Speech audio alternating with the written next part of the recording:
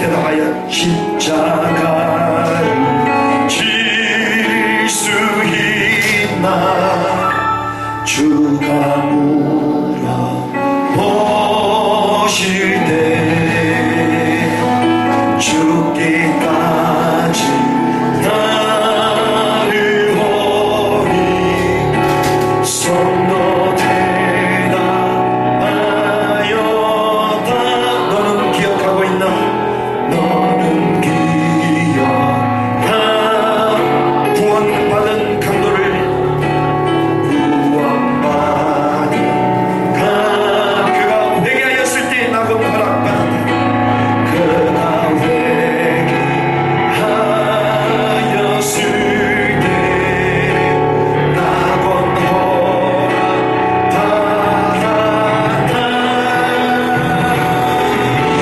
우리 이 심령 주의 것이니 주님의 형상 받으소서.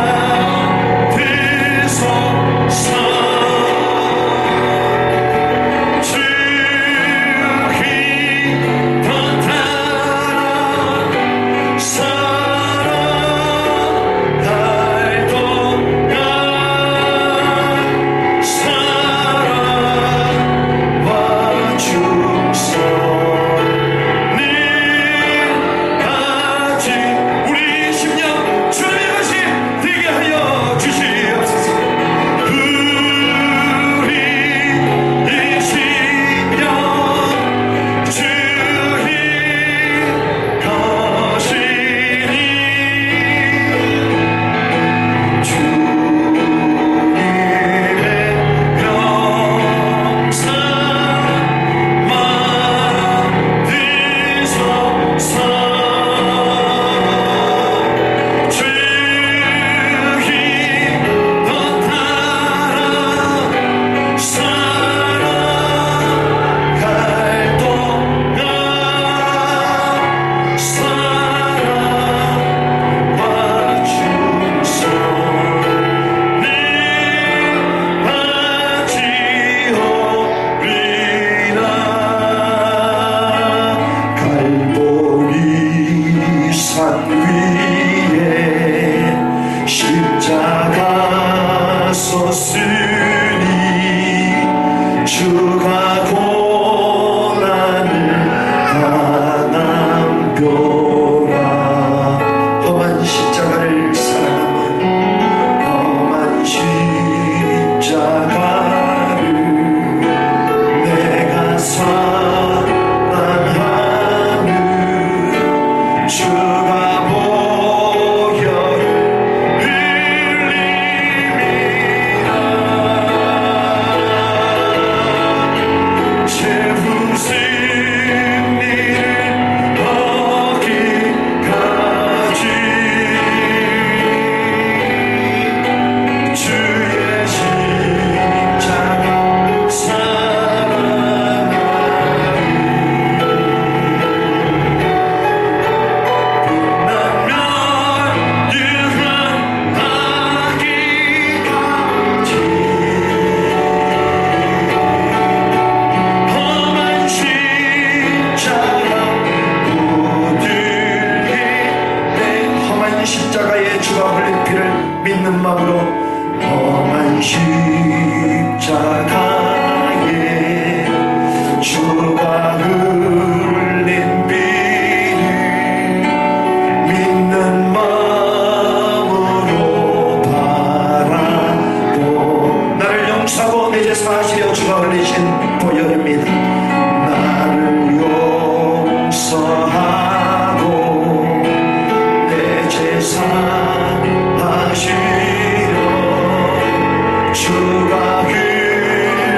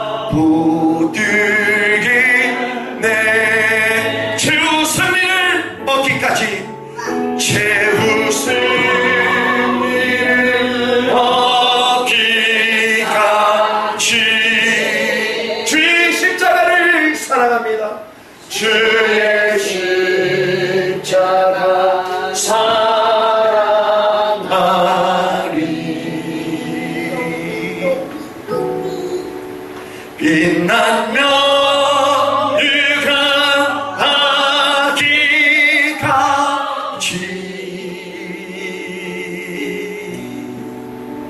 험한 십자가 붙들리니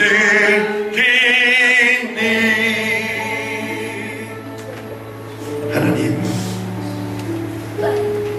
십자가상에서 범죄한 인간의 불순종의 죄를 사단에게 장악당하여 하나님을 떠나 방황했던 인생의 근본 범죄의 문제를 해결하신 예수님, 우리의 인간의 힘과 노력과 공로로 해결할 수 없었기에 하나님이신 그분이 우리를 사랑하셔서 대신 죽이시기 작정하시고 결정하셔서 이 땅에 버러지보다 더 비참한 인간의 몸을 입고 오시어 모든 죄를 짊어지시고 십자가에 죽으셨습니다. 그 십자가의 죽음은 나를 위한 죽음이요, 주님의 찢기심은 나를 인한 찢기심이셨습니다. 주님의 고난과 그 주님의 사망은 나의 죄에 대하여 사망인 줄을 믿습니다. 하나님, 그 주님의 십자가의 그 사랑이 날마다 우리 심령 가운데 흘러나기를 소망합니다.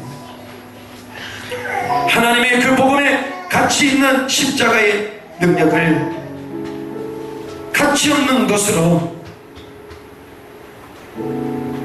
비천한 것으로 하나님의 그 은혜를 저버렸던 버러지 같은 우리 인생을 돌이켜 주시기를 소망합니다.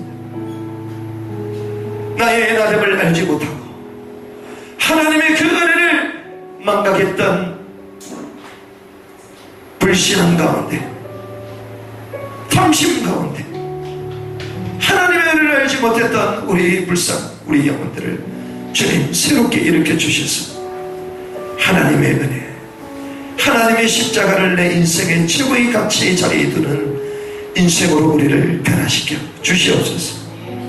나의 인생관이 변화되게 하시고 나의 가치관이 변화되게 하시며 나의 세계관이 변화되어지기를 소망합니다. 십자가의 그 은혜의 능력으로 나를 구원하시고 변화시켜 주신 그 하나님의 은혜를 날마다 묵상할 때마다 우리 심령 가운데 감격이 터져나오게 하십니다. 그 하나님의 은혜의 그 사랑이 넘쳐 우리 눈물 가운데는 하나님을 향한 그 눈물이 멈추지 말게 하여 주십니다. 이웃을 사랑하며 하나님의 그 율법을 즐거워하는 하나님의 사람들로 우리를 변화시켜 주시기를 소망합니다. 거룩한 사람으로, 순결한 사람으로 우리를 변화시켜 주시고, 비록 우리가 하나님의 율법을 지킬 수 없다 할지라도, 하나님의 그 은혜를 기억하지 못한다 할지라도 하나님의 십자가를 붙들고 날마다 승리하는 삶으로 우리를 인도하여 주시옵소서. 넘어지기 쉬운 우리에게 주님은 보혜사 성령을 보내주셨습니다. 우리의 연약함을 보시며 탄식하며 중보하시는 그 성령으로 우리 삶을 충만하게 하여 주소서. 악한 길에서 우리가 돌이키게 하여 주시고, 거치는 말들을 통하여 우리 입을 사람을 살리는 입술이 되게 하시고, 우리 무너져버렸던 우리 삶이 하나님 다시 회복하게 하여 주사 독수리처럼 날개치며 올라가게 하여 주시옵소서. 우리 마음에 하나님의 마음을 부어주사 이웃을 사랑하며 영혼을 사랑하는 주님의 마음을 부어주사 복음을 전하자 그는 견딜 수 없는 전도자의 사람, 복음에 비친 사람으로 우리를 인도하여 주시옵소서. 하나님의 은혜가 우리에게 필요합니다. 날마다 주님의 은혜를 사모하게 하여 주시고 십자가를 붙들고 승리하는 삶으로 우리를 인도하여 주시옵소서. 채우신 일을 하기까지 주의 십자가 사랑하리.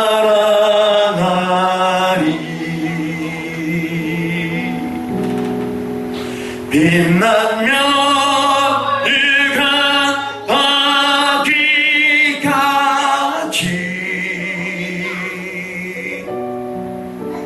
험한 십자가 붙들리니 하기까지 제 웃음을 하기까지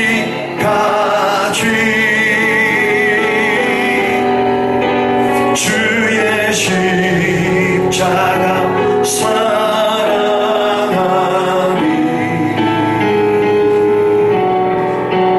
빛나면 유한 하기까지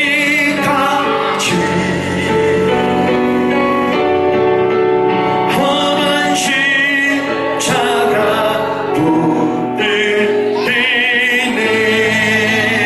험한 십자가 붙들리네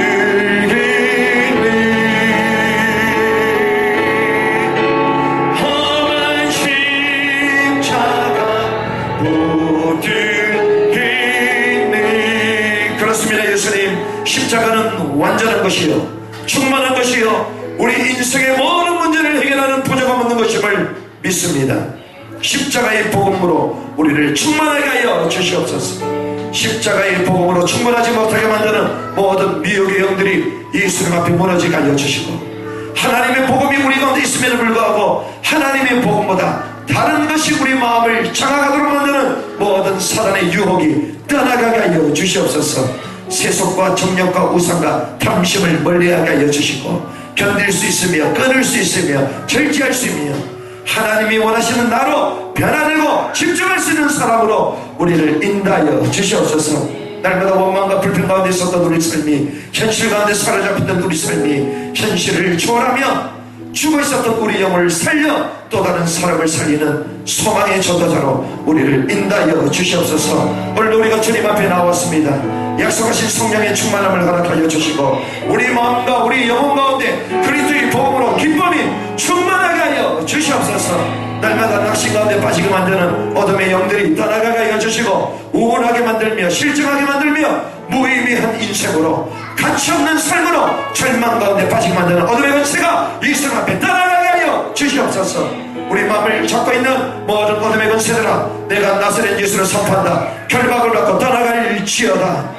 하나님의 은혜를 바라보지 못하게 만들며 날마다 세상 가운데 혼잡하며 번잡하게 만드는 미혹의 영들아 혼란의 영들아 예수 앞에 선포하니 결박을 받고 떠나갈지어다. 하나님의 복음 앞에 십자가 앞에 무릎 꿇지 못하도록 날마다 나의 의를 드러내며 하나님의 의를 무가치한 것으로 만드는 모든 헛된 교만한 착오의 영들아 예수를 선포하라. 결박을 받고 떠나갈지어다. 우리를 속이게 만들며 하나님의 절대적인 복음의 언약을 붙잡지 못하게 만드는 속임수 유혹의 영들아 예수를 선포한다. 결박을 받고 떠나갈지어다. 만물을 복종케 하시는 예수 그리스도가 우리와 함께 있음을 믿습니다.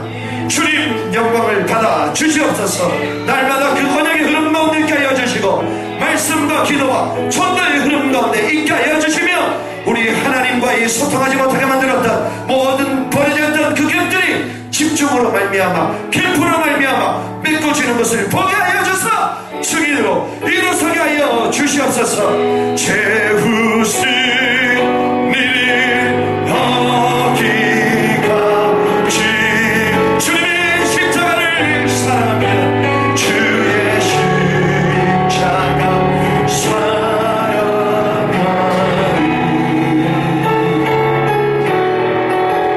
빛나면 유한하기까지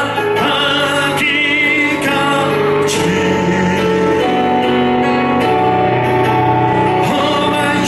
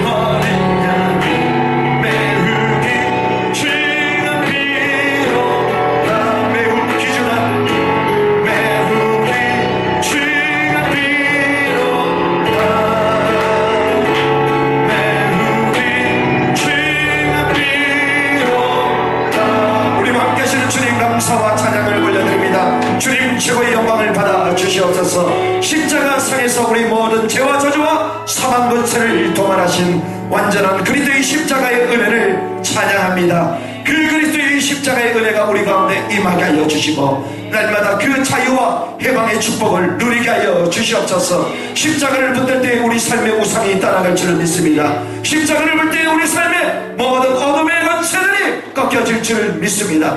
복음의 능력으로 일어나게 하여 주시고 나와 우리 가정과 우리 현장 십자가의 복음으로 덮어 주시옵소서. 그렇게 인도하여 주실 주님께 감사와 찬양을 올려드리며 주님 최고의 높임을 받아 주시옵소서. 예수 보혈 능력 있도다 예수 피 믿으오 예수 보혈 그 어린 양의 매우 귀중한 피로 예수 보혈 능력 있도다 예수 보혈 능력 있도다 예수 피 믿으오 예수 보혈 그 어린 양의 매우 귀중한 피로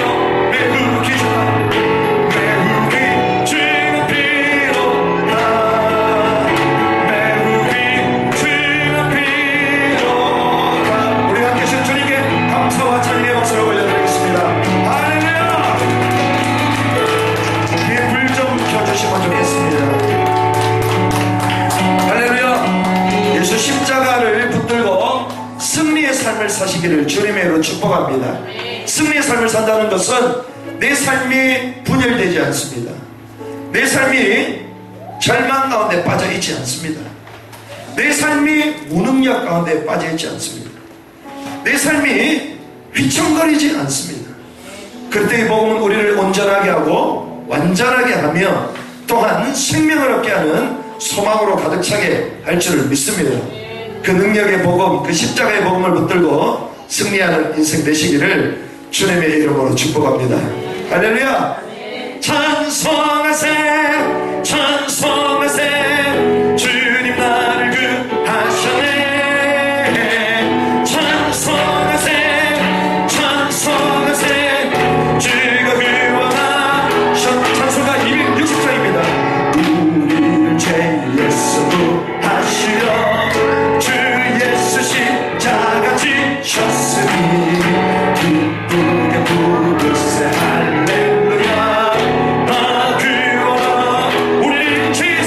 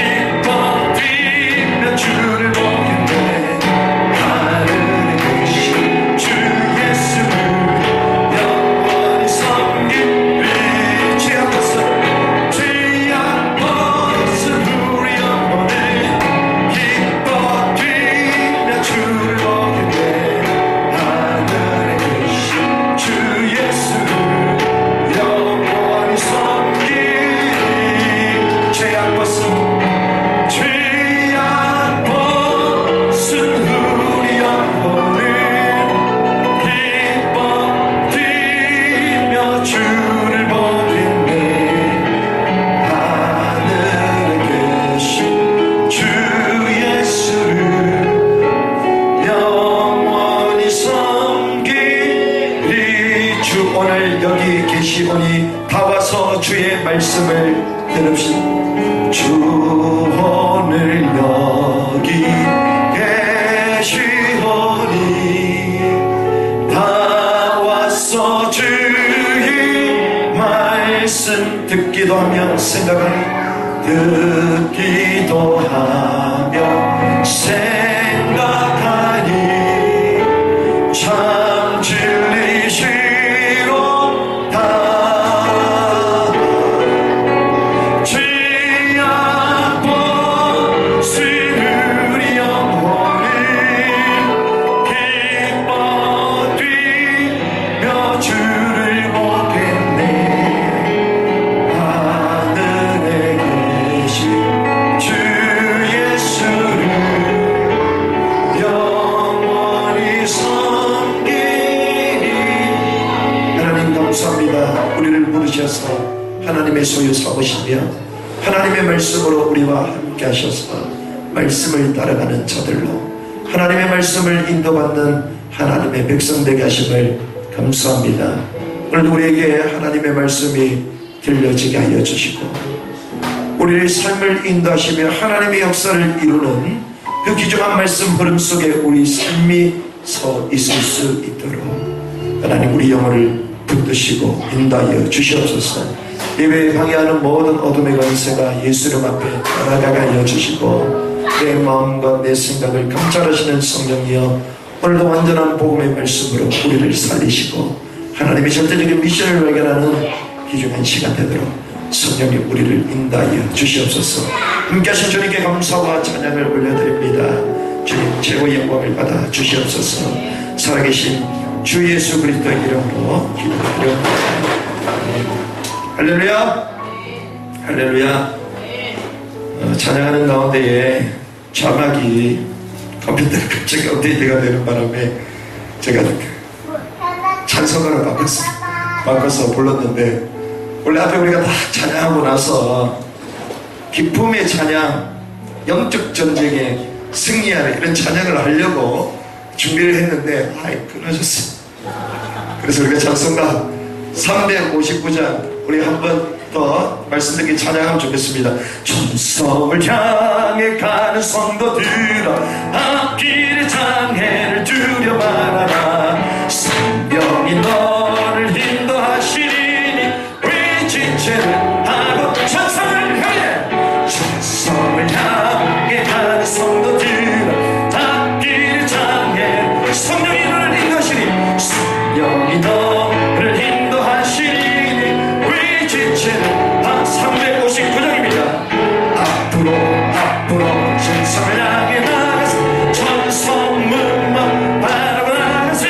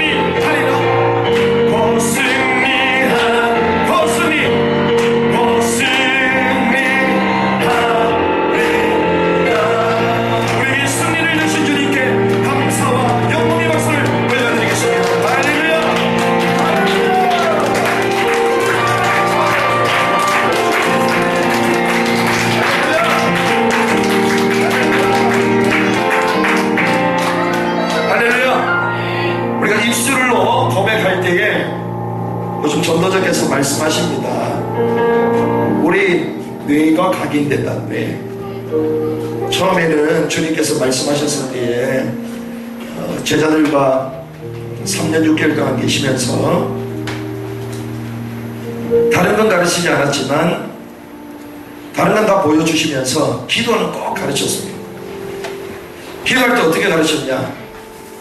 땀방울에 핏방울 될 때까지 보여주셨습니다. 가르치셨습니다. 주님께서 직접 오셔서 자고 있는 제자들을 툭툭 치십니다. 깨우십니다. 우리가 만약에 목사님 그랬으면 나 왜 나 그럼 들고 그러냐 그러는데 예수님 직접 쳤어요. 쳐가지고 일어나 기도해라. 또 주님 가셔가지고 또 쳐가지고 일어나 기도해라. 네가 한시도 깨어있을 수 없더냐. 한 시간도 깨어있을 수 없더냐. 그래서 저희 공동체의 기도의 기준은 1시간입니다. 1시간 기도할 수 있습니다. 1시간. 왜 예수님도 그냥 1시간 기준이에요. 영어 성경에 보면 1hour 예수님 1시간. 우리가 5분만 집중해도 역사가 일어나지만 그 5분 집중하기 위하여 1시간을 우리가 기도해도 5분 집중할 건 말까요? 사실상 우리는 점령과 분열과 하나 되지 못하는 마음 상태와 육신을 가지고 있기 때문에 하나님은 우리에게 집중할 수 있는 최고의 비밀, 아침, 저녁, 그리고 날마다 함께하는 임마누엘, 이 기도의 비밀들을 우리에게 허락하셨죠. 그런데 주님이 입술로 고백하도록 하셨어요. 왜? 우리가 입술로 고백하는 순간 그 소리를 사단도 듣고 하나님도 듣고 내 영혼도 듣습니다. 내 뇌에 각인됩니다. 그래서 유대인들의 기도는 성경 전부 다 읍조리입니다. 기도할 때 전부 다 읍조리입니다. 묵상하지 않습니다. 왜? 묵상, 명상은 이방 종교에서 사실 나온 겁니다.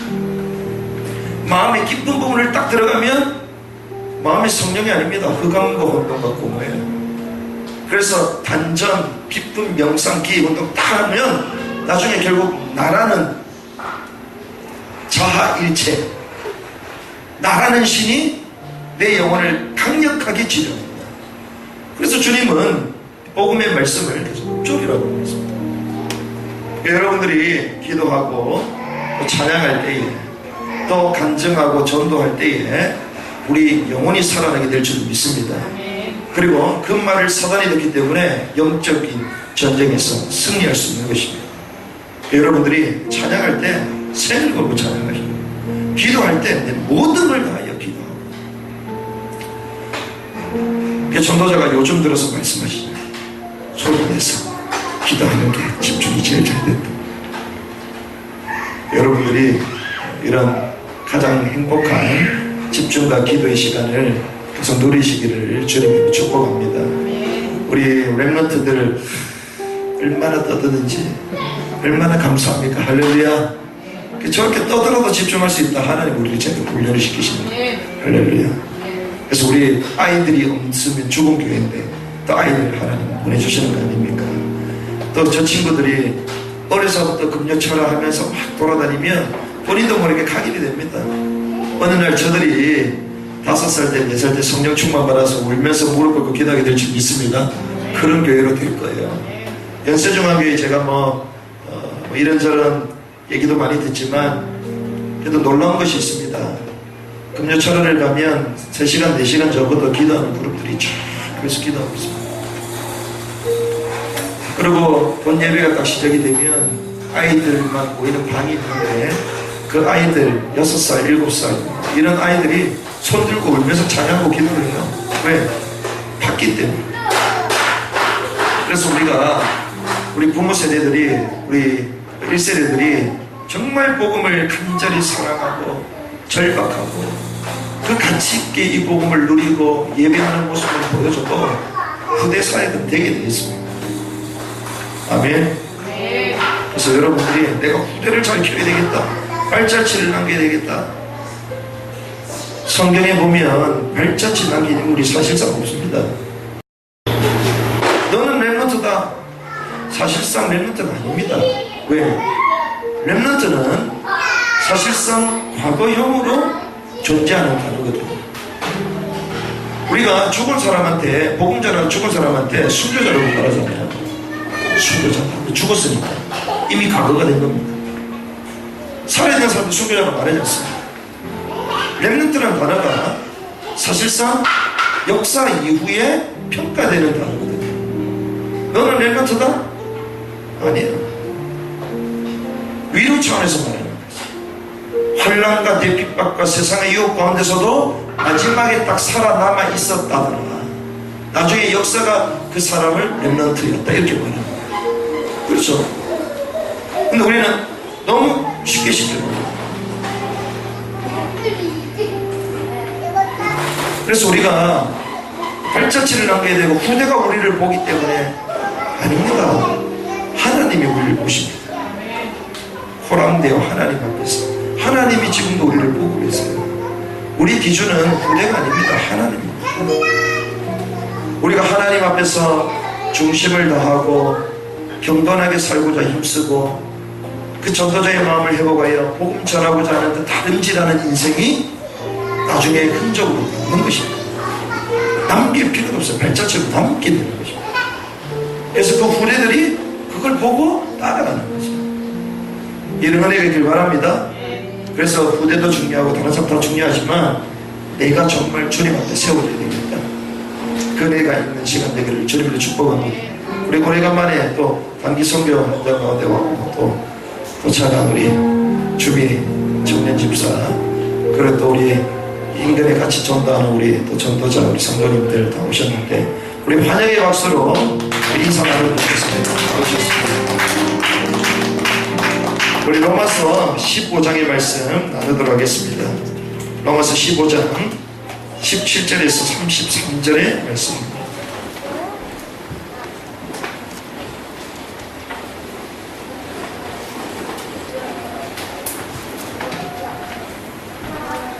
로마서 15장 17절에서 33절까지 말씀, 우리 15장 마지막 부분을 우리가 말씀을 나누겠습니다.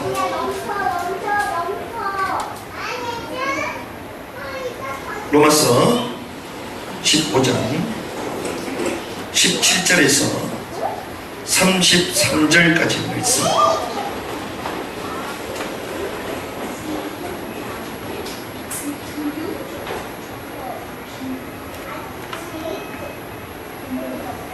로마서 15장 17절에서 33절 말씀까지 한 절씩 교독합니다. 그러므로 내가 그리스도 예수 안에서 하나님의 일에 대하여 자랑하는 것이 있거니와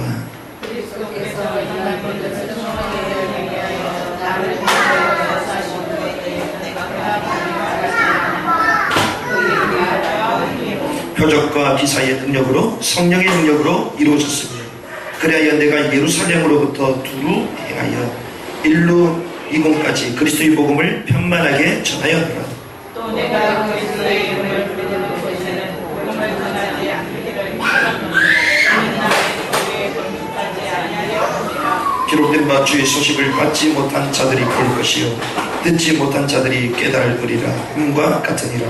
그러므로 또한 내가 너희에게 가려던 것이 여러 번 바뀌었더니 이제는 이 지방에 이를 곳이 없고 또 여러 해 전부터 언제든지 서방하러 갈 때에 너희에게 가기를 바라고 있었으니 이는 지나가는 길에 너희를 보고 먼저 너희와 사귐으로 얼마간 기쁨을 가진 후에 너희가 그의 복음에 주기를 바란다. 그러나 이제는 내가 성도를 섬기는 일로 예루살렘에 가노니 우리는 나의 부녀와 아다야 사람들이 예루살렘 성도 중 가난한 자들을 위하여 기쁘게 얼마나 연구하였습니다. 저희가 기뻐서 하였거니와 또한 저희는 그들에게 빚진 자니 만일 이방인들이 그들의 영적인 것을 나눠 가졌으면 육적인 것으로 그들을 섬기는 것이 마땅하니라. 그러므로 내가 이 일을 마치고 이 열매를 그들에게 전진하니 너희에게 들렸다가 서방하였느니라. 내가 너희에게 나아갈 때에 그리스도의 충만한 복을 가지고 갈 줄을 아노라.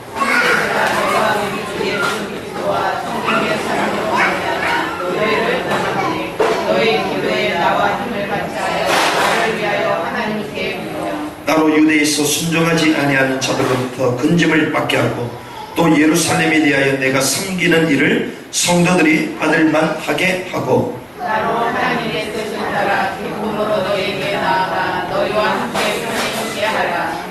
합독합니다. 평강의 하나님께서 너희 모든 사람과 함께 계실지어다. 아멘. 지난주는 우리 이방인과 하나님께 영광을 돌리는 교회, 하나님께 영광을 돌리는데 이방인과 함께 하나님께 영광을 돌려드립니다. 유대인들 입장에서는 말이 안 되는 말입니다. 유대인들만 선민이요 하나님의 선택받은 백성인데 근데 이방인과 함께 영광을 돌려드린다. 말이 되지가 않겠죠. 그런데 오늘은 특별히 이방 땅끝을 향해 전진하는 교회다, 이런 말씀을 나누겠습니다. 우리가 지난주에 로마서 15장의 말씀을 나누면서 이웃을 기쁘게 합니다. 이방인을 용납하는 것이 이웃을 기쁘게 하는 것이다. 그리고 그것이 하나님께 영광을 돌려드리는 것이 되는 것이다. 이 말씀을 나눴습니다. 그런데 오늘 우리가 16절을 읽어보지 않았는데 16절의 말씀 우리 한 목소리에 같이 한번 읽어보면 좋겠습니다. 시작. 이 은혜는 곧 나로 이방인을 위하여 그리스도 예수의 일꾼이 되어 하나님의 복음의 제사장 직분을 이방인을 제물로 드리는 것이 성령 안에서 거룩하게 되어 받으실 만하게 하려 하시니라. 이 16절은 바울이 나는 누구인가에 대해서 답변하는 것입니다. 나는 누구냐? 자기는 어떤 사람이고 말하냐? 이방인을 위한 사람이다. 이방인을 위한 사람. 그리고 그리스도 예수의 일꾼이다. 이렇게 자기 자신을 정의내립니다. 그러면서 하나님의 복음의 제사장 직분을 가지고 있다. 이 말은 이방인을 위한 제물로 하나님이 나를 부르셨다. 그래서 자기 인생 마지막에 전제로 자기 인생이 부어졌다. 자기 인생을 하나님 거룩하신 기쁨의 제물, 특별히 이방인을 위하여 모든 것을 다 바친 제물과 같은 인생으로 내 삶을 드렸다라고 고백하는 모습을 볼 수 있습니다. 자기 동족, 자기 유대인, 이 민족을 위한 삶이 아니라 이방인을 위한 삶이었다, 이렇게 말하죠. 그런데 이 이방인의 삶이라고 당당하게 말하는 이 바울의 모습은 다메섹 도장에서 주님께서 바울을 불렀을 때 그 소명과 일치하는 삶이었다는 것입니다. 저와 여러분들의 삶이 어떤 삶이 되어야 되느냐? 하나님이 우리를 부르신 그 소명과 일치되는 삶이 되어야 되는 것입니다. 그런 삶이 여러분의 삶인 줄 믿습니다. 바울이 이 삶이 되었고 고백하는 겁니다. 그런데 사실상 인생의 비극은 어디서부터 시작되느냐? 내가 누구인지를 소개할 수 없다는 것이 우리 인생의 비극이에요. 내가 누구인지를 소개할 수 없어요. 많은 사람들이 내가 누구인지를 소개를 못해요. 근데 바울은 분명히 자기 자신이 누구인가를 분명히 말하고 있어요. 많은 사람들 물어보면요, 나는 누구인가? 여기에 있어서 답변하는 사람이 없습니다. 잘 못해요. Who am I? 누군지를 몰라요. 이게 인생의 사실 비극입니다. 열심히 살지만 많은 걸 채우고 성공을 향해 달려가지만 내가 누구인지 나를 정의하지 못하는 인생이 됩니다. 자기 인생이 어찌 될지 몰랐던 모세에게 주님 찾아오셨죠. 그래서 모세는 궁금했습니다. 내가 누구간데? 자기 자신을 몰랐기 때문에 내가 누구간데? 그때 주님 말씀하시죠.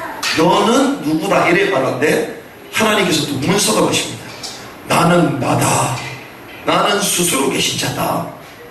이거 도저히 이해 안 되는 말을 주님 하셨습니다. 그런데 그 의미를 우리가 깊게 묵상하면 모세에게 나는 여호와다. 나는 여호와다. 그리고 뭐라고 합니까? 내가 너와 함께 있을 것이다.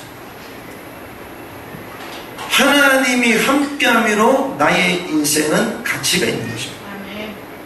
하나님이 내 삶에 들어왔기 때문에 내 인생은 시작되는 것이에요. 그렇죠? 그래서 주님은 모세에게 너는 너라고 말하지 않고 나는 하나님이다. 나는 스스로 있는 여호와다. 그런데 내가 너와 함께 할 것이다. 그렇기 때문에 너의 인생은 하나님이 함께하는 하나님의 자녀요, 하나님의 역사를 이룰 소명의 사람입니다. 이렇게 말하는 것이죠. 그래서 저와 여러분들이 내가 나를 정의하는 것이 아니라 하나님이 원하시는 나를 발견하는 복된 밤 되길 바랍니다. 하나님이 원하시는 나를 발견해야 돼요. 하나님. 그런데 우리는 대부분 환경 따라 바뀝니다. 상황 따라 바뀌어요. 내가 누구인지, 내 상황 어려운 상황이 닥치면, 이상한 상황 가운데 딱 빠져들면 내가 누구인지를 몰라요. 하나님이 원하시는 나를 봐야 되는데 내가 누군지를 모릅니다. 바울은 어땠습니까? 이 바울은 바리새인 중에 바리새인이었습니다. 그리고 핍박자였다고 얘기했습니다. 그리고 나중에는 죄수의 몸이 되죠. 그런데 바울이 나는 죄수라고 말하지 않습니다. 나는 바리새인이라고 얘기하지 않습니다. 엄청난 배경을 갖고 있었던 사람이요, 나는 핍박하는 이런 권력을 갖고 있는 사람을 말하지 않습니다. 뭐라고 합니까? 나는 복음에 빚진 자다. 로마서 처음 1장이 시작할 때 나는 복음에 빚진 자다. 그러면서 하나님의 은혜로 말미암아 택정함을 입은 사도된 나 바울은 사도라고 합니다. 남들은 뭐라고 해야 됩니까? 너는 핍박자야, 너는 바리새인이야. 그런데 바울은 그렇게 자기 자신을 말하지 않았습니다. 사단은 우리를 향하여 손가락질합니다. 참수합니다. 너는 그래가지고 안 돼. 네가 뭐 사역자야, 네가 뭐 중직자야, 네가 뭐 랩런트라고 그래. 사단은 우리를 참수하거든요. 그런데 하나님이 원하시는 나를 합니다. 사단의 최고 공격의 루트가 어디냐? 정체성을 봅니다. 그래서 바울은 자기 자신에 대한 정체성, 하나님이 원하시는 나에 대해서 날마다 당당하게 선언했다는 것입니다. 그래서 우리 로마서 15장 16절의 말씀 한 번 더 읽어보면 좋겠습니다. 같이 한번 읽어보겠습니다. 시작. 이 은혜는 곧 나로 일하기를 위하여 그리스도 예수의 육군이 되어 하나님의 복음의 제사장을 직분을 하게 하사 이방인을 제물로 드리는 것에 성령 안에서 거룩하게 되어 받으실 만하게 하여 하시니라. 아멘. 이러한 하나님이 원하시는 나의 모습을 바울은 발견한 것입니다. 그래서 우리는 그리스도 안에 있는 새로운 피조물인 줄 믿습니다. 과거가 내 삶을 지배하지 못한다. 나의 상황과 나의 형편이 나를 지배하지 못한다. 그거는 나의 현실일 뿐, 하나님이 원하시는 나는 하나님의 자녀예요. 그리고 하나님의 사역을 할 하나님의 일꾼인 줄 믿습니다. 이 본문을 보면 바울이 로마 교회를 방문하고자 하는 계획을 가지고 있었습니다. 그런데 이 로마 교회는 사실상 바울이 지은 교회가 아니에요. 바울이 개척했던 교회가 아닙니다. 아무래도 우리가 추정하기로는 마가다락방에 있었던 사람 가운데 로마에서 온 나그네, 또 브리스가 아울러 먹을 거 아닐까, 또 다른 사람을 대충 추정을 합니다. 그 사람들이 오순절 마가다락방을 경험하고 난 이후에 로마에 가서 세워진 교회라고 대부분 봅니다. 이 로마 교회에 대해서 바울이 소문도 들었고, 또 최고의 강대국 로마, 그리고 자기는 그 당시에 땅끝이라고 말했던 스페인, 스바냐, 여기를 가는 길에 방문하고 싶었던 거죠. 그래서 이 근황을 알고 싶었고, 또 실제로 신앙에 대한 것도 점검도 하고, 또 영적 교통도 나누고 싶었던 것입니다. 거기에 대해서 바울이 문안하면서 자기의 중심과 자기 사역에 대해서 이렇게 말하는 모습을 우리가 이 하반절에서 볼 수가 있습니다. 바울의 이 로마 교회를 향하여 쓴 편지 가운데 특징이 있습니다. 이 첫 번째가 오직 그리스도의 일만 자랑했다. 그 두 번째는 변방을 향하여 복음 개척의 정신을 말하고 있습니다. 그리고 세 번째는 남아있는 이 선교를 위하여 헌신을 요청하는 모습을 우리는 볼 수 있습니다. 첫 번째는 오직 그리스도의 일만 자랑한 바울인데 17절에 이렇게 합니다. 그러므로 내가 그리스도 예수 안에서 하나님의 일에 대하여 자랑한 것이 있거니와. 그렇습니다. 하나님의 일에 대해서 자랑했습니다. 그 구체적으로 이 하나님의 일은 어떤 일이냐? 18절에 우리 같이 한번 읽어보겠습니다. 시작. 그리스도께서 이방인들을 순종하게 하기 위하여 나를 통하여 역사하신 것 외에는 내가 감히 말하지 아니하노라. 그 일은 말과 행위로. 자, 하나님의 일이 어떤 일이냐? 이방인들을 순종하게 하는 것이었습니다. 이걸 우리가 뭐라고 합니까? 전도의 역사다, 이렇게 보겠습니다. 바울이 자랑한 것은 자기 응답받은 걸 얘기하지 않았습니다. 뭘 얘기했습니까? 하나님께서 이방인들이 이 복음의 말씀에 순종하도록 이방인들이 복음을 받아들이는 전도의 역사, 하나님이 하시는 전도를 보러했습니다. 생명의 감격을 전한 것입니다. 그런데 이 전도 역사를 말했는데 더 구체적으로 이렇게 그리스도께서 이방인들을 순종하게 하기 위하여 누구 통하여 역사했답니까? 나를 통하여 역사하신 것 외에는. 나를 통하여 역사하신 것. 이건 무엇입니까? 우리는 이것을 나의 전도라고 말합니다. 나를 통하여 일어난 생명의 역사. 바울이요, 이걸 말하는 것입니다. 간증을 하게 된 거죠. 하나님의 전도의 흐름 가운데 자기가 도구가 된 것입니다. 할렐루야. 이 은혜가 있길 바랍니다. 내가 잘나가지고 이렇게 응답받았고 이런 간증자들 있잖아요. 그건 사실상 제대로 된 간증자가 아니죠. 하나님이 중요한 흐름과 그 역사 가운데 하필 나를 쓰셨다. 내가 잘나서가 아니라 이런 무가치한 나를 하나님 쓰셔서 하나님의 역사를 이뤘다. 그래서 당신은 더 잘할 수 있다. 아멘. 이게 자기 자신을 드러낸 게 아니라 하나님을 드러내는 것이죠. 그런데 이 하나님이 이방인들을 변화시키는 전도의 역사, 이것은 곧 성령의 역사입니다. 그런데 이 성령 역사의 도구를 구체적으로 말합니다.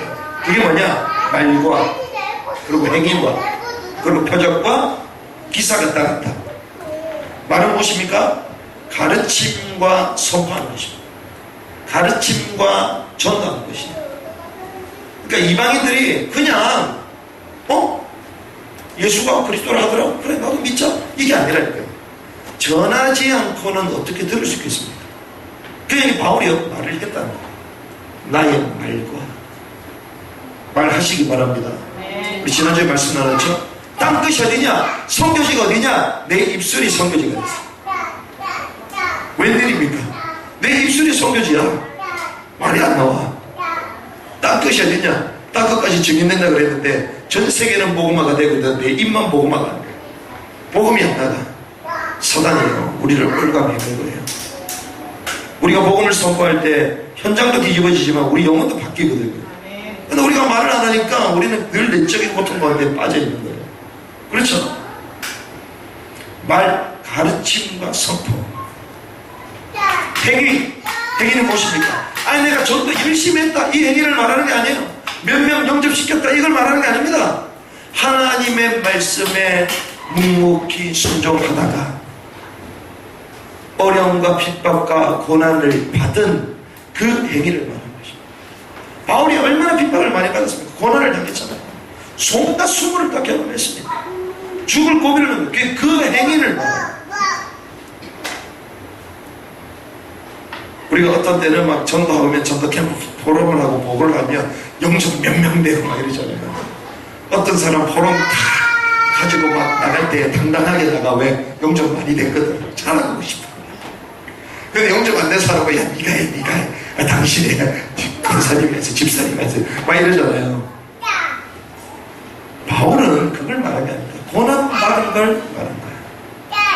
하나님 말씀에 순종한 걸 말하는 것입니다. 표적은 무엇입니까? 하나님의 초월적인 역사입니다.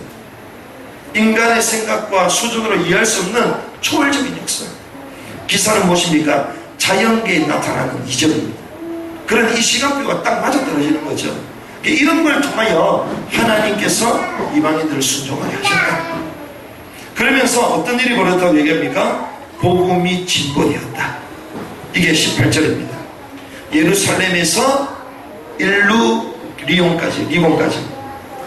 리본은 우리가 현재로 말하면 그리스라는 나라가 있습니다. 그리스. 그리스 조금 위에 가면 마게도니아. 마게도니아 그 옆쪽에 붙어 있는 게 알바니아입니다. 지금 현재 알바니아로 추정이 되는 것입니다. 바울이 어디서 시작했습니까? 다메섹에서 시작했잖아요. 다메스커스. 그 시리아 쪽이거든요. 예루살렘에 또 내려갔다가 또 다시 시리아 다메섹으로 올라갔다가 안디옥에서 위로 쭉 올라갑니다. 터키를 지나서, 터키가 엄청 땅들이 크잖아요. 그 당시에 소아시아, 거기에 왼쪽이 마게도니아 유럽 첫 관문입니다.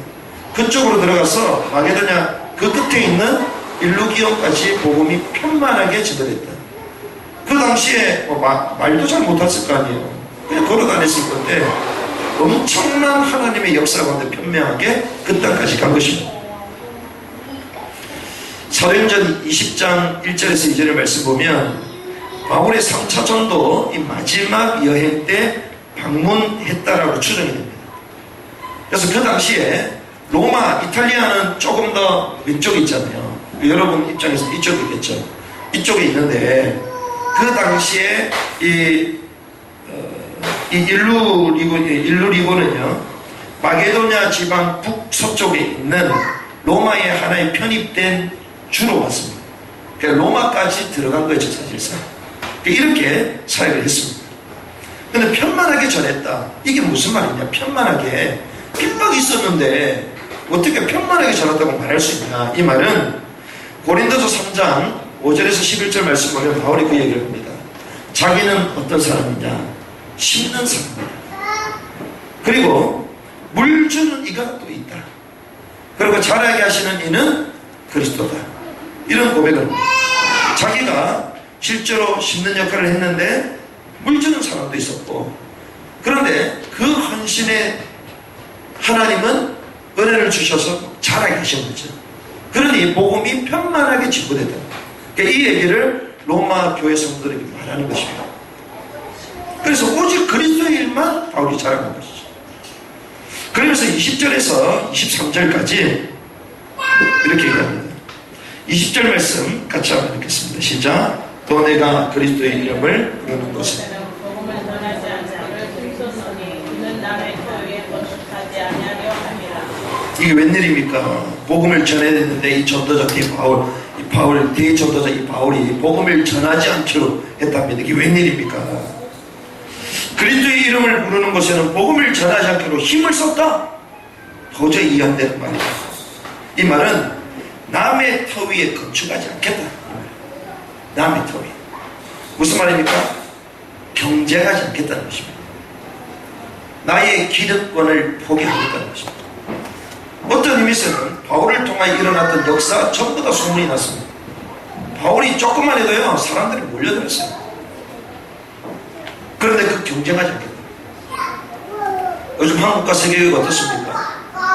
자기 터도 있고 남의 터까지 가서 확장하면서 막 사역을 하잖아요. 그래서 뭐라고 하냐? 여기에 복음 전하는 교회가 없기 때문에 내가 왔다. 여기는 과연 그럴까요? 바울 자기 사역만 제고라고 말하지 않았습니다. 게바의 사역, 아볼로의 사역 다 인정했습니다. 우리가 자칫 잘못하면 너무 지나친 확신과 자기가 하나님이 쓰시는 주역이라는 그 도치와 자아 도치 때문에 막 무자비하게 경쟁하고 확장할 수 있습니다. 근데 바울은 그러지 않았습니다. 바울이 볼 때 사도들이 전하는 복음이 얕을 수도 있었어요. 우리가 현장 가면 얘기하잖아요. 우리 복음이 최고고 우리 메시지가 최고고 남들 보면 이건 메시지는 아니야 이런단 말이죠. 바울이 정통한 사람입니다. 우리가 지난주 오후 때 말씀 나눴잖아요. 바울이 어떤 사람이냐? 단순히 다메섹에서 충격받고 변화돼서 바로 사역했던 사람이 아니라 다소에서 그리고 아라비아에서 10년과 3년 총 13년 동안 거의 집중을 했던 사람입니다. 메시아관, 구원관, 율법관이 전부 뒤바뀌었습니다.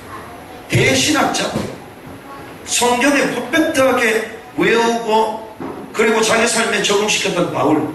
근데 13년이라는 기간 동안 자기 집중 시간을 가지고 그게 14년 만에 올라가거든요.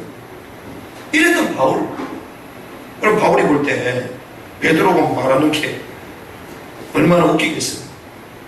예전에 상종도 안 했던 족속들이고요. 그 제자들 거기 비린내나는 뭐 이번에 그 얘기 하더라고요. 교사님이 이 장족을 갖다 왔는데 거기는 고기도 없는데 고기 물고기 왜? 비린내서 못 먹는 거예요. 우리 오늘 저녁에 실컷 먹었거든. 근데 거기는 비린내. 왜? 거기는 4,000m 이런 데 살거든요. 그러니까 물고기를 못 봐서 병사가. 그러니까 조금만 느껴져도 비린내가 너무 오는 거예요. 바울하고 사도들하고 비교가 되겠습니까? 근데 바울이요, 경쟁이 아니었습니다. 기독교 전체의 이 공동사역의 입장에서 볼 때는요, 서로 경쟁하는 것이 사실 비효율적이거든요. 바울이 그걸 봅니다.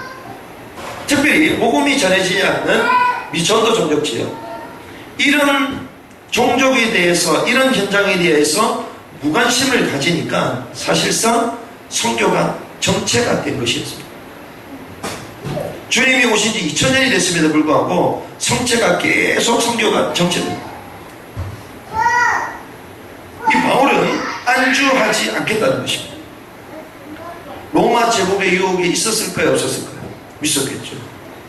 자기가 세운 교회 한 번만 돌면 우리로 말하면 간부가 될 수 있습니다.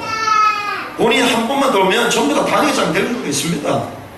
근데 바울은요, 거기에 제자들을 다 세워놓고 자기는 가지도 않습니다. 안정적인 사역을 거부했습니다. 대부분 교회가 어느 정도 성장하면 30년, 40년, 어떤 교회는 50년까지. 그럼 나중에 어떤 직임을 받게 됩니까? 원로 목사가 돼요. 원로 목사.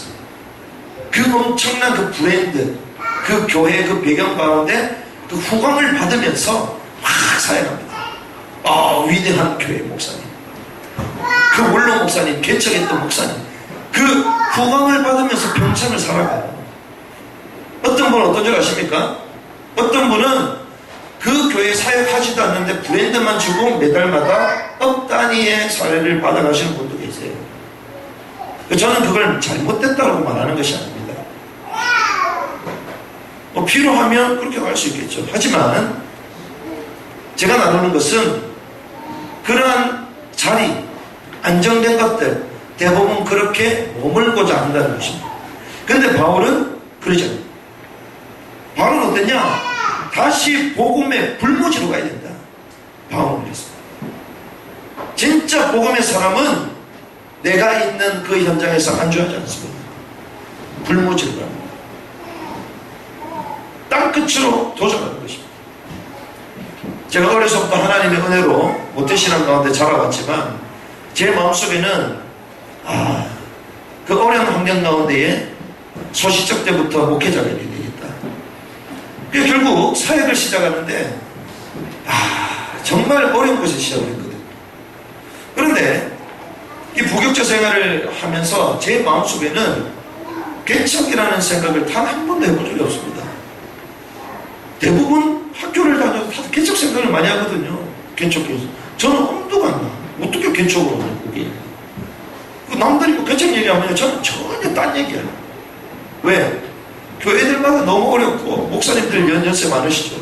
이분들을 조금만 도와도 교회가 살 건데 이분들을 돕는 역할 사역을 해야 되겠다. 늘 그런 마음이 있었단 말이에요. 그런데 본의 아니게 하나님이 개척되게 하시고 개척할 수밖에 없도록 하나님 몰아가시더라고요. 결국 우리 교회가 개척된 교회거든요. 개척되어서 한 사람을 때리고 처음에는 한 사람도 없었습니다. 현장에서 연결된 사람 계속 복음 전하고 말씀 운동하는 가운데에 주일 예배 드리게 되면서 시작됐고, 제일 처음 시작된 것은 청계산 옥녀봉에서 예배를 드렸잖아요. 첫 예배. 장소도 없었습니다. 그런데 하나님이 본의 아니게 이런 개척의 흐름 가운데 교회를 세워가셨는데, 그렇구나. 안주하고자 했던 나의 마음. 그 무너져가는 교회를 돕겠다는 선한 의도도 있었지만 내 마음 깊은 가운데서는 안주하고 싶다는 겁니다. 하나님은요, 복음의 불꽃을 가라는 것입니다. 요즘 목사님들을 많이 뵙고 얘기를 나누는데 교회들이 문을 닫는 교회들이 갈수록 많아지고 있어요. 다른 교단을 말하는 게 저희 쪽입니다. 제가 알기로는 최근만 해도 한 3건, 4건이 돼요. 최근. 그런데 이번 주에 또 대화를 나눴던 목사님이 그 얘기를 하셨는데, 요즘 젊은 세대들은 개척을 안 한다. 개척을 하는 사람이 없다는 것입니다. 아니, 개척이지. 계속 교회가 일어나야 되는데 개척은 안 하고 계속 교회가 도태되는 거예요. 없어지는 거예요. 바울은요, 변방을 향하여 복음이 없는 곳으로 갔습니다. 그게 쉬운 사역입니까? 쉬운 사역이 아니에요. 전부 다 새롭게 다시 시작해요. 그런데 바울은요, 그 마음을 가지고 있었어요. 다시 불모지로 가야 된다. 복음의 불모지, 땅끝을 향해 가야 된다. 그 땅끝의 개념을 그 당시에는 스바냐로 했습니다. 스바냐. 스페인. 바다 제일 끝쪽에 있는. 로마를 지나면 이제 이탈리아는 스페인이 나옵니다. 그 스페인은요, 고대 전승에 따르면 땅끝으로 간주했고 죽음의 땅이라고 불렸습니다. 야만인들이 들썩거리는 그 땅이라고 고전에서 말하고 있습니다. 한편으로는 복음을 듣지 못한 변방, 남은 땅이죠. 그 땅을 향해 가고 싶습니다. 그런데 바울에게는 이 한 영혼에 대한 마음이 있어요. 그 한 영혼, 이방인의 그 한 영혼, 그 불타는 그 한 영혼이 어떻게 하면 복음을 들어야 될 거냐. 복음 듣지 못한 저 한 영혼, 이 영혼에 대한 마음을 가지고. 그러면 자기가 있는 현장을 사역 안 했습니까? 자기가 있는 사역은요, 전부 다 사역을 다 해놓고 더 이상 내가 할 일이 없다라고 말했어요. 할 일이 없겠습니까? 있겠죠. 하지만 사람을 다 세워서 다 시스템을 만들어놨기 때문에 자기는 변방을 가겠다. 한 민족과 한 나라를 가슴에 담고 있다면 우리도 또한 갈 수 있습니다. 그 마음을 하나님이 회복하는 거예요. 한 영혼, 한 민족. 근데 재미난 사실이 있습니다. 단순히 열방 가야 되겠다, 땅끝 가야 되겠다, 복음만 전해서 내가 가야 되겠다, 이건 것 같았는데 성경을 자세히 보면 21절에 이렇게 기록된 바, 주의 소식을 받지 못한 자들이 볼 것이요 듣지 못한 자들이 깨달으리라 함과 같으니라. 이것이 이사야 52장 12절의 말씀입니다. 이 말은 바울이요, 구약의 말씀에 정통했던 사람이잖아요. 구약의 이 언약의 말씀이 자기 생에 딱 각인되어 있었던 거예요. 무슨 말입니까? 바울이요, 철저한 말씀 순종과 성취의 걸음을 걸었다는 거죠. 단순히 한번 땅끝까지 가보자, 야망이 아니었습니다. 그것은 하나님의 소원이요, 하나님의 구약에 적혀 있었던 미션이기 때문에 그걸 순종해야 된다. 아마 다른 사도들은 몰랐을 수도 있었습니다. 왜 성경을 잘 모르니까. 근데 바울은 정통했거든. 그러니까 이 구약을 정확하게 인용합니다. 이 말은 그냥 나온 게 아니라 구약에서 오래전부터 하나님이 우리에게 주신 말씀입니다. 철저한 말씀 순종했습니다. 그게 구약이 각인된 사람 말씀입니다. 하나님의 말씀이 각인되기 바랍니다. 말씀 순종이 왜 안 되냐? 각인이 안 돼서 그래요. 진짜 딱 각인되면요, 남들이 노 해도 자기는 예스, 남들이 다 좋다고 해도 자기는 노 이러고 내놓고 갈 수 있어요. 딱 그처럼 가는 것입니다. 그가 나라들을 놀라게 할 것이며 왕들은 그로 말미암아 그들의 입을 봉하리니 이는 그들이 아직 그들에게 전파되지 아니한 것을 볼 것이요 아직 듣지 못한 것을 깨달을 것이니라. 시편 52편 12절. 이 말씀을 다 가져가고 있습니다. 그래서 마지막 세 번째, 남은 선교를 위하여 이제 헌신에 대해서 요청을 합니다. 이게 24절에서부터 33절입니다. 25절에서부터 이렇게 갑니다. 이 성도들을 섬기기 위한 이 연보, 곧 헌금을 말합니다. 마게도냐와 이 아가야에 있는 사람들이 예루살렘, 그 유대인들이 있는 거기 어려운 유대인들을 돕고자 헌금을 했습니다. 그걸 가지고 또 내려가는 거예요. 이걸 얘기하는 거예요. 그 당시에는 이 로마에 소국되어 있었기 때문에 이 과다한 세금 징수도 많이 있었고, 그리고 실제로 유대인들 가운데 어려움을 겪는 사람들이 많이 있었습니다. 그런데 이러한 예루살렘에 있는 유대인들의 고초와 어려움을 듣고 이 이방 교회들이 헌금을 모으기 시작합니다. 그들이 헌금을 모아서 이 교회를 도우라고 얘기한 겁니다. 그런데 그것으로 말미암아 이 유대인들 가운데서 이방 교회를 인정하지 않는 무리들이 있었거든요. 그런데 그들의 삶은 힘들었어요. 바리새적인 적대적인 감정을 갖고 있는 신자들이 있었습니다. 우리만 선민인데 어떻게 저들이 복음을 듣고 교회를 할 수 있냐, 이렇게 생각하는 사람들이 있었단 말이죠. 그런데 이 헌금으로 말미암아 저들의 마음이 누그러지기 시작한 겁니다. 그래서 바울이 이 성도를 섬기기 위해서 연보 헌금을 가져다 준 것입니다.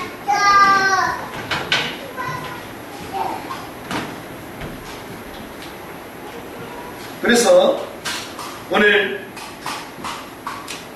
25절에서 27절에 보니까 그런 얘기를 하는 겁니다.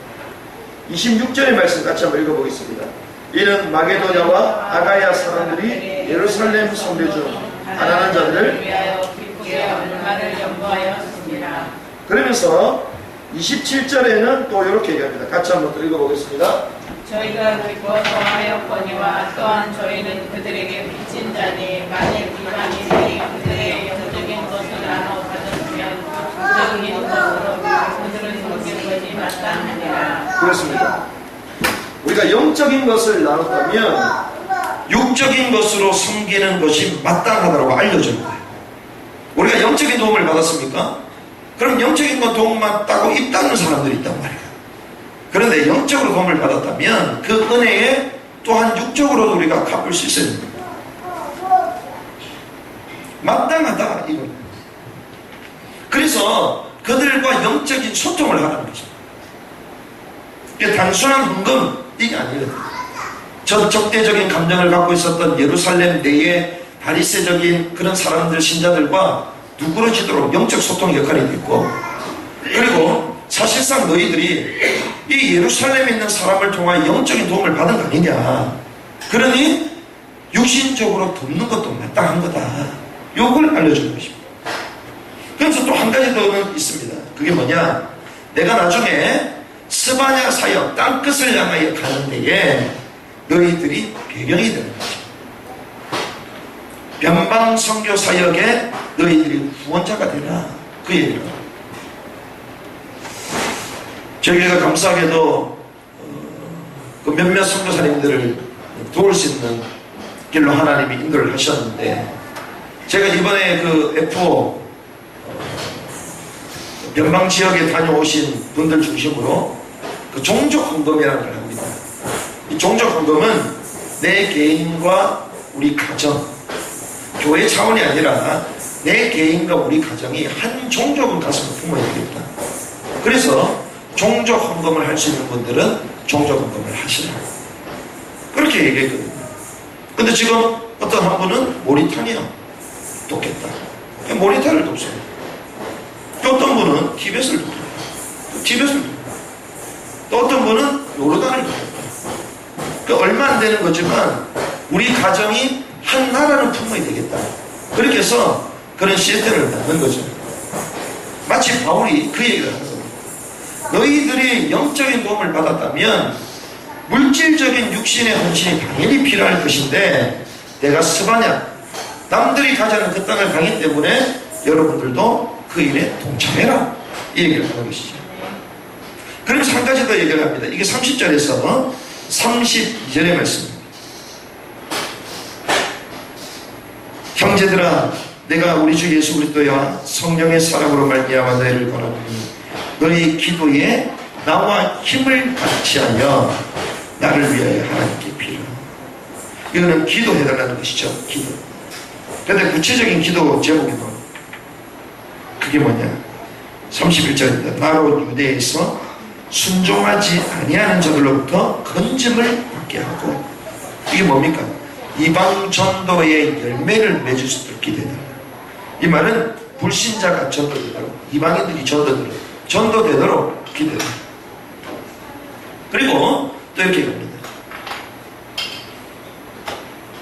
내가 섬기는 일을 성도들이 받을만 하게 하고, 이 말은 무엇이죠? 이 일의 후원자가 되라. 이 일의 동력자가 되라.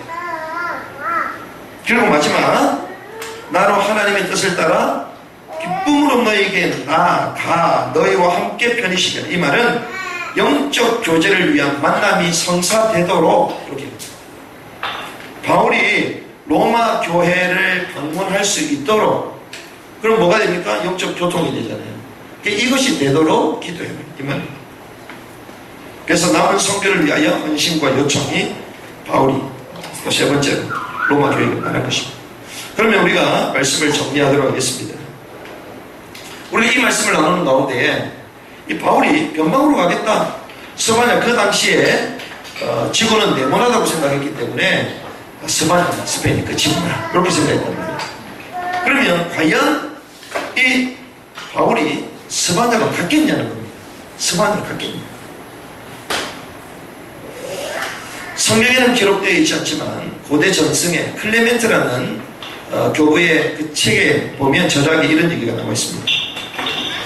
고린도 교인들에게 보내는 편지라는 그 챕터가 있는데, 거기에 바울은 온 세계의 의를 가르쳤습니다.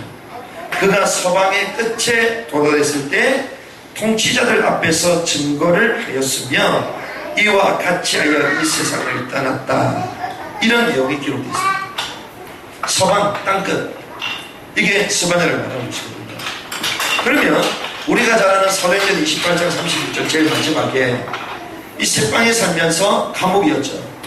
거기서 예수가 그리스도다 증거하고 가르치며 이런 걸 쉬지 않았는데 거침없이 말했다, 이렇게 얘기하고 있습니다. 그런데 그 사도행전 28장 31절의 그 마지막 절을 자세히 보면 이게 종결형이 아니라 진행형으로 되어 있습니다. 하나님 나라를 전파하며 주 예수 그리스도에 관한 모든 것을 담대하게 거침없이 가르치더라. 바울이 뭐 이래서 죽었다, 이렇게 끝났다 얘기해야 되는데 그게 아니라 가르치더라. 진행형으로 끝나. 진행형. 그 뒤에 또 다른 역사가 써내려져 갔던 것이죠. 그렇죠? 그러면 우리가 이걸 통하여 알 수 있는 것은 우리 사역의 종지부는 어디냐? 땅끝이라는 것입니다. 우리 사역의 종지부는 어디서 찍을 수 있느냐? 땅끝에서 찍을 수 있다. 그래서 우리는 끝을 향하여 계속 도전하는 것입니다. 바울이 끝난 것처럼 보였지만 끝나지 않았고 땅끝을 향하여 도전합니다. 우리 사역이 지금 끝입니까, 여러분들? 내가 교회 섬기다가 아이들 잘 키우고 끝내야 되겠다. 하나님 그거 원하시는 것 같으세요? 아닙니다. 하나님은 땅 끝까지. 우리 사역은 아직 끝나지 않았다. 우리 도전은 아직 끝나지 않은 줄 믿습니다. 끝나지 않았어요. 나의 사역의 종지부는 끝에서 찍겠다. 땅 끝에서 찍겠다. 아멘. 빌립보서 2장 13절에 얘기합니다. 자기의 기쁘신 뜻을 위하여 우리에게 소원을 두고 주님께서 행하시는데, 빌립보서 1장 6절에 보니까 착한 일을 시작하신 이 하나님께서 그리스도 예수의 날까지 이룰 것이다. 우리가요 땅 끝까지 가고 마지막 사역 종지부 찍는 그때까지 우리를 이뤄 나가실 것이다. 그래서 여기서 머물지 말라는 것입니다. 이 사역이 전부라고 생각하지 말라는 것입니다. 바울은 끊임없이 다름질하고 변방을 향하여 개척 정신을 갖다 것입니다. 그래서 지금 우리가 가지고 있는 현실 문제, 또 내 개인의 문제 가지고 있잖아요. 우리는 이거 계속 머뭅니다. 여기에 계속 한계에 걸려있다. 그런데 바울이 자기 육체의 가시를 받고 있었어요. 그러면 지금 내가 가지고 있는 문제는 땅 끝을 향하여 가고자 하는 그 중요한 사역 속에 발판이 되는 것이다. 발판이. 육체에 가시겠습니까? 오히려 복음의 진보로 나타날 것이며 오히려 약한 것을 자랑하게 될 것이며 이 복음은 매이지 않게 될 것이다. 이 은혜가 있길 바랍니다. 그래서 바울은요 매이지 않았습니다. 약한 것을 도리어 자랑했어요. 자기의 연약함 숨긴 게 아니라 하나님 앞에 나의 육체의 가시 나를 더욱더 겸손하게 만드는 것이구나 간 것입니다. 두 번째는 여기 보면 로마 교인들과 영적인 교제에 대한 얘기를 합니다.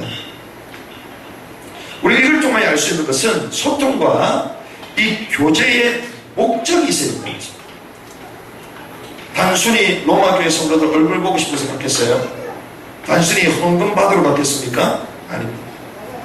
뭐 때문에 소통과 교제를 원했느냐? 땅 끝까지 가야 된다는 이 미션 때문에 소통입니다. 땅끝 미션. 그래서 영적인 것을 나눴다면 육적인 것을 나누는 것도 마땅합니다. 그래서 서로 만나서 서로 세워주고 교회를 개척하고 땅끝의 사명을 완수하고 이것 때문에 교통하고 교제하는 것입니다. 이해가 되길 바랍니다. 우리가 사역에 분명한 목적이 없는데 만날수록 싱거워요. 만날수록 불평이 나옵니다. 만날수록 지루하고요 몸이 건조한 생활이 됩니다. 그런데 하나님이 주신 미션 땅끝 이걸 향하여 서로가 세우고 또 교회를 개척해 나가고 제가 그랬습니다. 앞으로 우리 권사님들은 저를 따라다닐 준비를 좀 하시라. 또 제가 못 가면 제가 파송합니다. 저 대신 가가지고 잡아해 주세요. 앞으로 우리가 가는 현장들은요 엄청난 지금 미래가 열려 있습니다. 한 언어를 하면 아랍의 24개국을 그냥 건너다니면서 다닐 수도 있어요. 엄청난 문을 하나님 열어가고 있습니다. 우리는 그 땅끝을 가려합니다. 이번에도 목사님들과 만나서 다음 주에 중요한 모임을 하고 이 땅끝을 위하여 우리가 진짜 기도하면서 포럼을 했죠. 아마 정기적인 모임이 우리 쪽에서 또 시작이 될 것 같은데 이번에도 중동에 막 이렇게 갔다 오신 분이 너무 충격 먹고 너무 은혜가 돼가지고 하여튼 모든 성로님들을 이쪽으로 가보내겠다고 그러면서 우스갯소리로 여기 안 가는 사람은 나랑 같이 생각하지 말려고 막 이렇게 얘기했다더라고요. 그 정도로 은혜를 받고 충격을 받고 성도들이요 비전이 없었고 목사님들도 늘 안 되고 한계에 부딪혔었는데 꿈이 생기시잖아요. 아 그렇구나. 하나님이 여기 가로 가는 거구나. 여기 가서 복음 전하는 것이구나. 막 비전과 꿈. 아시다시피 가본 사람 아시잖아요. 오늘 막 오자마자 막 F 가본 사람끼리 서로 막 계속 주저리 얘기하더라고요. 참말 평상시 때는 그냥 막 인사하고 끝인데 서로 그 현장을 갔다 오니까 계속 통해. 그렇습니다.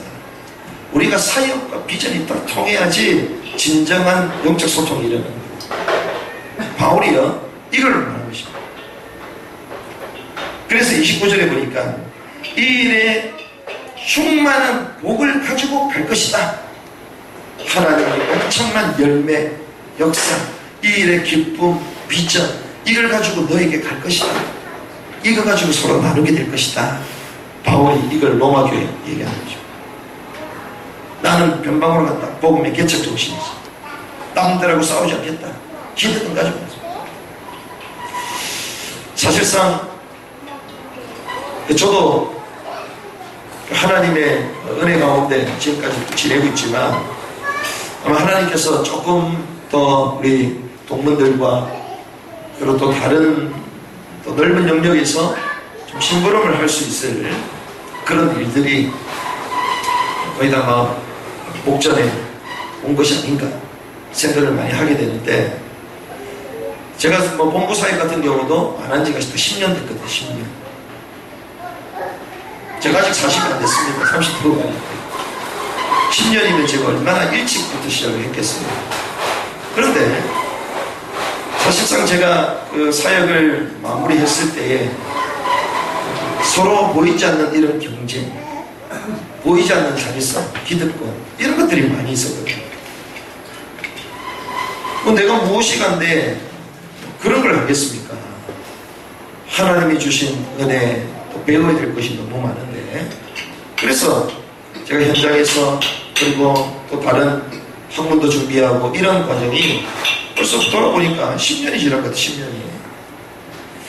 그런데 또 보면서 진짜 남들이 보지 못하는 것, 남들이 신경 쓰지 않는 것, 그러니까 이런 현장에 하나님이 또 눈을 뜨게 하시면서 심부름할 수 있도록 하나님이 또 은혜를 주시는 것 같습니다.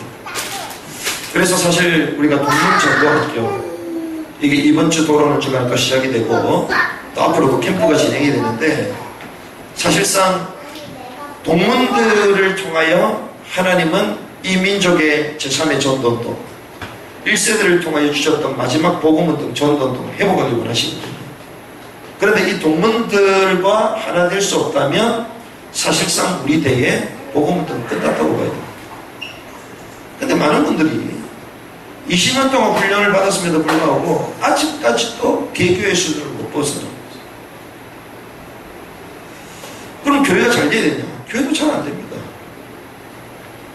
하나님이 원하시는 것은 내 교회를 넘어서서 마지막 남아있는 이 복음과 이 성경에 나타나는 전략을 가지고 함께 복음당하기 원하시는 거예요. 하나님이 이 부분에 또 심부름 말씀드려요. 그렇거든요. 우리는 기득권 싸움이 아니라 오히려 남들이 보지 않고 또 가지 않는, 남들이 생각하지 못하는 그 현장에 우리가 심부름해야 되겠지. 바울은요 그런 중심이 있었습니다. 그래서 남들이 가지 않는 그 야만인처럼 보이는 그 땅끝을 향하여 가게 됐죠. 저와 여러분들이 이방 땅끝을 향하여 전진하는 사명자들이 되시길 바라고요. 특별히 나는 복음의 빚진 자다, 하나님의 복음의 제사장이다, 이방인을 위하여 하나님 나를 부르셨다, 나를 위하여 사는 삶이 아니라 이방인 남을 위하여 나의 삶을 드릴 수 있을 만큼 복음에 탐난 인생 되시길 바랍니다. 그래서 오직 그리스도인만 참 남은 성교를 위하여 함께 영적 소통되어 하나님의 그 땅끝 복음화를 이루는 그 일에 쓰임받는 귀중한 또 개인들과 교회 되시기를 주님의 이름으로 축복합니다. 시간이 많이 지났기 때문에 우리가 합심으로 한번 기도하고 바로 마무리하도록 하겠습니다. 하나님,